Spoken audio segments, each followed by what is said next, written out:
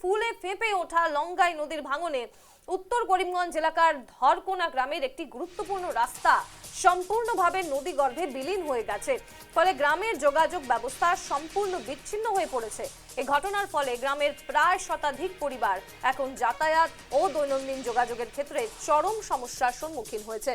স্থানীয় বাসিন্দারা দ্রুত সরকার ও প্রশাসনের হস্তক্ষেপ দাবি করেছেন, যাতে ভাঙন রোধ এবং ক্ষতিগ্রস্ত এলাকায় বিকল্প যোগাযোগ ব্যবস্থা গড়ে তোলা যায়।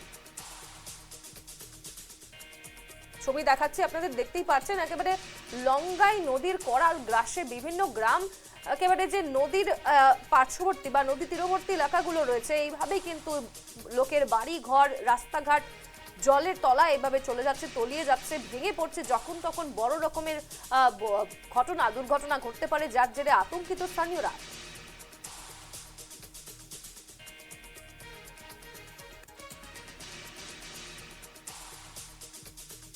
আমরা তো কোনো দিকে যাওয়ার কোনো রাস্তা নাই, এই রাস্তা ছাড়া। আর আমরা ক্ষেত কৃষি বাচ্চারা স্কুলও যাইতো, কোনো রাস্তা নাই। আমরা একজন রোগী মানুষ লইয়া যাওয়ারও কোনো ব্যবস্থা নাই। আমরা একমাত্র ও রাস্তাটাও বেশি আমরার দরকার। আমরা সপরিবারও মানুষ খুব কষ্ট করতেছি। বিগত 3 বছর থেকে এইরকম চলতেছে। ফার্স্টে আসছিল একটা ঘাট, ইটা ভাঙ্গিছে, এরপরে গিয়া এই রাস্তা ভাঙ্গিয়া এই পিডাব্লিউডি রাস্তা আছিল, পঞ্চায়েত রাস্তাটা ভাঙ্গিয়ে লইয়া গেছে নদী, লঙ্গাই নদী।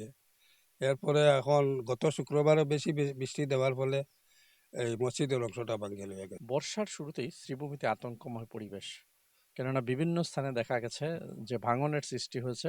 এবং এই মুহূর্তে শ্রীভূমি জেলার লঙ্গাই নদীর কাছের যে দৃশ্য তা আমরা দেখাচ্ছি, যে ধরকোনা অঞ্চল, এই ধরকোনা অঞ্চলে কিন্তু ভাঙনের সৃষ্টি হয়েছে, যার জন্য এই অঞ্চলের যে স্থানীয় জনগণ আছেন তারা বিপদের সম্মুখীন হয়েছেন। কারণ তাদের যাতায়াতের একমাত্র মাধ্যম হয়েছে সেই রাস্তা, ধরকোনার মসজিদের পাশের যে রাস্তা, এবং পাশেই লঙ্গাই নদী প্রবাহিত হচ্ছে। এবং দেখা গেছে যে সেই গত শুক্রবারের যে প্রবল বর্ষণ, সেই বর্ষণের ফলে কিন্তু নদীর জলস্ফীতি বৃদ্ধি পেয়েছিল। তারপর সেখানে সেই খহনীয়ার সৃষ্টি হচ্ছে এবং সেই ভাঙনের ফলে প্রায় বিপুল পরিমাণের অংশ নদীতে চলে গেছে, যার জন্য রাস্তা সম্পূর্ণ